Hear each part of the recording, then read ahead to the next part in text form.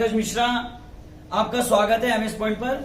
और मैं आप सभी लोगों के लिए एक बहुत बड़ा प्लेटफॉर्म लेकर के आ रहा हूं ताकि आप सभी के सभी स्टूडेंट 2 महीने के अंदर अपने 90% को कैसे हासिल करें पॉलिटिकल साइंस में। आइए जुड़िए मेरे साथ। मैं पंकज मिश्रा आपको पॉलिटिकल साइंस के अंदर सिर्फ मात्र 2 महीने के अंदर आपको 90% कैसे स्कोर खड़ा करना है। सोचने वाली बात है ना कि क्या 2 महीने में हम 90% हासिल कर पाएंगे?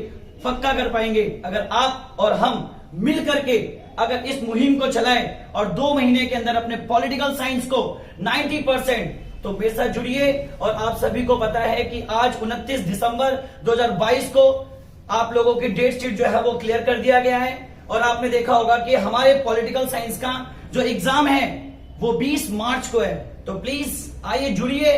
2 महीने के अंदर हम कैसे एक 90% के मार्क्स को स्कोर कर सकते हैं। तो स्टूडेंट, आपने देखा है कि मैंने कुछ पॉलिटिकल साइंस का एक चैप्टर जो कि सेकंड बुक, आपको मालूम है कि सेकंड बुक हमारे लिए बहुत इंपॉर्टेंट है। इंपॉर्टेंट तो क्या, हमारे लिए दोनों बुक है।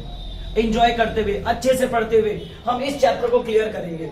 जैसे कि राष्ट्र निर्माण की चुनौती, ये पहला हमारा चैप्टर होगा।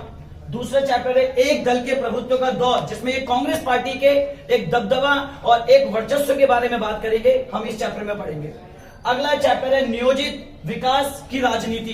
किस तरीके से जब भारत आजाद हुआ और आजादी के बाद से किस तरीके से भारत ने अपने देश के विकास करने के लिए एक नई आर्थिक नीति चलाई और किस तरीके से मिश्रितवादी अर्थव्यवस्था को अपनाया, हम इस चैप्टर के बारे में पढ़ेंगे। अगला भारत के विदेश संबंध। आपको पता है कोई भी एक देश अपने ऊपर आत्मनिर्भर नहीं है।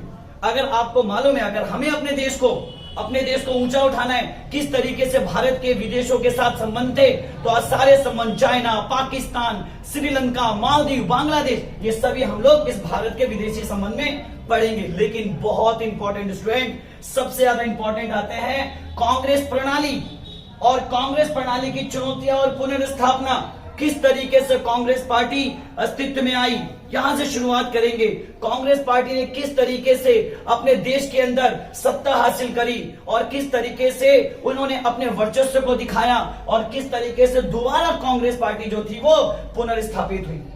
अगला, लोकतांत्रिक व्यवस्था का संकट। एक ऐसी व्यवस्था जो देश के अंदर आपातकाल, बहुत सारी घटनाएं, ये सारी की सारी घटनाओं का वर्णन हम छठे चैप्टर में करेंगे। लेकिन अगला जो चैप्टर होगा वो क्षेत्रीय आकांक्षाएं हैं। और क्षेत्रीय आकांक्षाएं वो आकांक्षाएं जो हर क्षेत्र के लोगों ने एक अलगाववाद की मांग करी कि मुझे भारत से और अपने क्षेत्रों को एक अलग करने की बात करी, हम इस चैप्टर में क्षेत्रीय आकांक्षाएं में पढ़ेंगे। अगला, भारतीय राजनीति और नए बदलाव।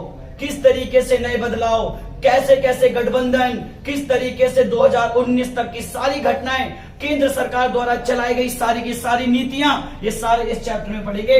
तो स्टूडेंट आओ मेरे साथ जुड़ो, आज हम लोग इस चैप्टर के बारे में स्टार्ट करेंगे। तो प्लीज आप इंतजार करिए। मैं पंकज मिश्रा एमएस पॉइंट से आप सभी लोगों का मैं एक वीडियो जो बनाऊंगा वो हमारी शुरुआत होगी, जो कि 5वें से 6ठे चैप्टर के लिए। तो आप जुड़िए, क्योंकि आपको पता है हमारे पास समय कम है और समय कम को लेकर के किस तरीके से हमें उसको आगे बढ़ना है। मुझे पता है ना कि आपको भी पता है कि मुश्किल थोड़ा है, लेकिन मुश्किल कभी हम मुश्किल नहीं मानेंगे, आसानी से करते चलेंगे। तो प्लीज मेरी अगली वीडियो जो कि आपातकाल के ऊपर चलेगा, एक बार आप स्टोरी सुनिएगा और आपको खुद ब खुद 5वें और 6ठे चैप्टर एनसीईआरटी पढ़ने की जरूरत नहीं पड़ेगी। आप प्लीज कोशिश करिए, जुड़िए। तो थैंक यू स्टूडेंट्स, मिलते हैं अगले वीडियो में, जो कि आपको अगली वीडियो 1 न्यू ईयर 2023 के दिन आप लोगों को मैं ये चीज भेजूंगा।